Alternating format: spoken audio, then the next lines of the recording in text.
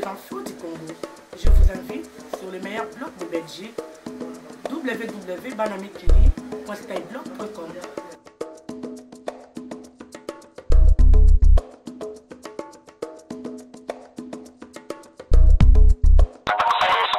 Et comme promis, on revient donc sur la République démocratique du Congo avec vous, Nathalie Amar, et avec votre invité. L'invité d'Afrique Soir en ligne de Kinshasa est l'abbé Pierre Bosangia, l'un des organisateurs de la marche des chrétiens de ce matin à Kinshasa. Bonsoir. Bonsoir. Vous vous trouviez vous-même ce matin en l'église Saint-Joseph de Matongé. Que s'y est-il passé? Bon, il y a eu le rassemblement des chrétiens qui a été réprimé. On doit dire que toutes les paroisses n'ont pas eu le temps d'arriver quand les agents de l'ordre ont commencé à réagir pour disperser tout le monde. Ce qui fait qu'en communication avec tous les groupes, il faut dire que nous avons plus de 100 paroisses. Alors, on arrive même à 150 paroisses, mais nous ne comptons pas ceux qui ne sont pas au centre-ville. Et partout dont les gens sont sortis pour venir là où on devait se retrouver. Mais évidemment, avec ceux qu'on a connus, on a été obligé de les appeler pour dire de ne pas arriver, de marcher jusqu'à un certain point et de faire demi-tour. Il y a eu des arrestations? Oui, des arrestations, il y en a eu. Combien? Il y a quelques chrétiens qui ont été arrêtés, mais ce que j'ai pu suivre, c'est 4 prêtres qui ont été arrêtés. Et ils sont toujours détenus à l'heure qu'il est? Il y a un premier qui était déjà sorti, les 3 autres, on a promis, mais on doit dire là, nous avions demandé le service de la MONUSCO, la mission des Nations Unies, dont le responsable, ça doit être le porte-parole, est passé à tous les lieux où se trouvaient les prêtres en question. Il m'a appelé encore pour dire que tout est en ordre, ils doivent sortir.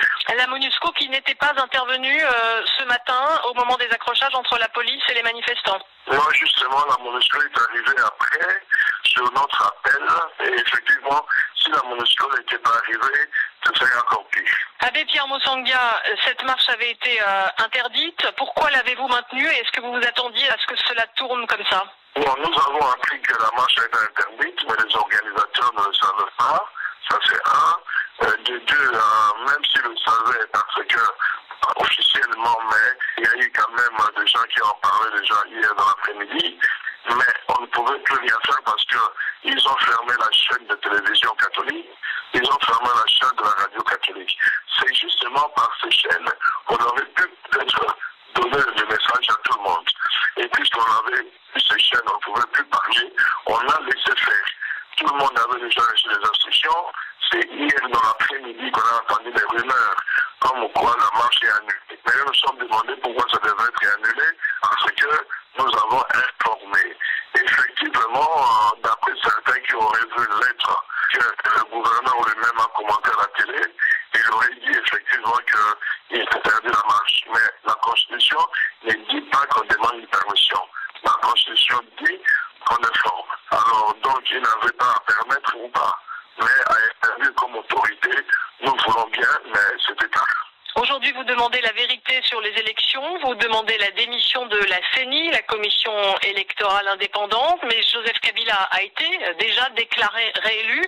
Qu'espérez-vous exactement? Premièrement, nous avons affirmé que nous refusons les résultats des élections. Deuxièmement, nous demandons alors la démission de la CENI. Donc, puisqu'ils ont déjà publié tous les résultats, pour nous tout est faussé, nous refusons simplement ces résultats. Et dire qu'on refuse les résultats a des conséquences. C'est-à-dire? Si on refuse, ça veut dire qu'on ne reconnaît pas. Alors, on ne suit pas. On peut entrer dans la désobéissance civile, c'est ça. Donc la mobilisation va se poursuivre? Mais c'est clair que ça va se poursuivre. Nous sommes malheureux de constater que même au niveau de la communauté internationale, on parle, et puis après, il n'y a plus rien. Alors, aussi longtemps qu'on ne répond pas, nous continuons. Il y a plein de rapports qu'on a fait, notamment sur notre pays, les richesses et tout, mais ça se limite dans les papiers, nous le savons.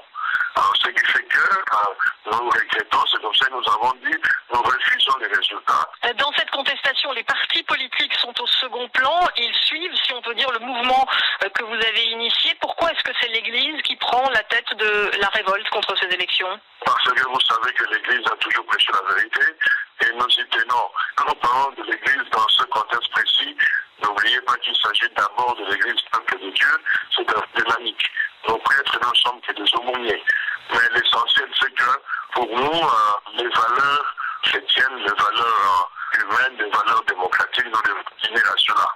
Et nous parlons. Si les autres vont parler à leur niveau, c'est un problème. Mais nous ne rentrons pas dans les jeux pour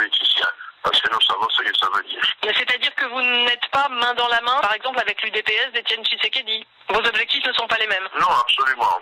Et là, il faut préciser, l'Église, nous parlons de la politique, mais nous ne faisons pas la politique. Comme je disais, il s'agit des valeurs. Il y a des valeurs par rapport auxquelles on ne peut pas désigner reculer. Mais nous ne faisons pas la politique, ce n'est pas notre objectif. La date du 16 février n'avait pas été choisie au hasard. Elle a été en hommage aux victimes chrétiennes de la répression sous le pouvoir du maréchal Mobutu. C'était il y a 20 ans, tout juste, en février 92. Quel sens donnez-vous à ce parallèle ?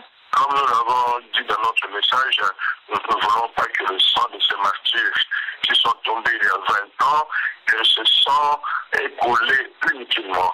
Nous disons que la manifestation du 16 février 92 continue. Nous avons refusé quelque chose, mais nous avons eu l'impression que la dictature devient encore plus forte qu'avant, et alors le 16 février doit se multiplier. Abbé Pierre Bossangia, merci d'avoir été en ligne. Je vous en prie, merci. Abbé Pierre Bossangia. On commence bien avec cette manifestation de chrétiens qui a tourné court hier en République démocratique du Congo. L'Église catholique avait appelé à marcher dans les rues de Kinshasa pour réclamer la vérité sur les élections présidentielles et législatives de novembre dernier et demander également la démission de la commission électorale. La manifestation avait été interdite et la police est intervenue hier matin devant plusieurs églises de la capitale où les chrétiens ont tenté de se rassembler. Et notre correspondant Bruno Minas a assisté à l'intervention musclée des forces de l'ordre à Matongé, un quartier populaire proche du centre de Kinshasa. Les fidèles n'étaient pas très nombreux à l'église Saint-Joseph de Matongé, quelques dizaines, surtout des femmes.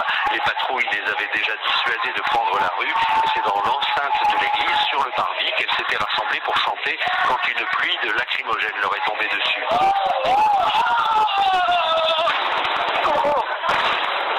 Les autorités diront plus tard que ces policiers ont violé les consignes. Plus loin, à l'église Saint-Augustin de Lemba, il y a eu un blessé grave, un jeune homme, la jambe fracturée lors d'une attaque, non pas par la police, mais par une milice de civils venus tabasser les paroissiens. Ils sont repartis en toute impunité, retraversant le cordon policier qui les avait laissés passer, comme en témoigne le curé, le père Vincent Chomba. Ils ont surgi comme ça brusquement, ils ont commencé à lancer des pierres et des bouteilles. Vous pouvez remarquer les débris, oui. Nous étions étonnés qu'ils arrivent jusqu'ici pendant qu'il y avait la police tout autour. Les organisations des droits de l'homme ont listé plusieurs églises où la répression a été brutale. 3 prêtres, 2 religieuses et un militant des droits de l'homme ont été arrêtés, certains d'entre eux libérés hier soir. Oh Yahweh, tata ya lopango ya Kongo nde Nzambe, tata ya lopango ya Kongo nde Fumu Kimbangu, notre prophète. Oh Nzambe atindelaki biso ye, lelo biso bakoko na ye towangana Kimbangu, tolanda banzambe ya midele, tala lelo malédiction eyeli biso, nasengi bana na ye bakoko na ye tozongela prophète Kimbangu, boyoka titre femme, Nzambe aleki bata mokili. Peuple congolais botia tebete, Kimbangu frère prophète. Depuis bomwana na ngai, nalobaka nakosalela Yawe, Nzambe oleki bata mokili. Nani akotia nteme na maloba ya Nzambe, moto akotia ntembe, atombola mosapi liboso ya peuple congolais.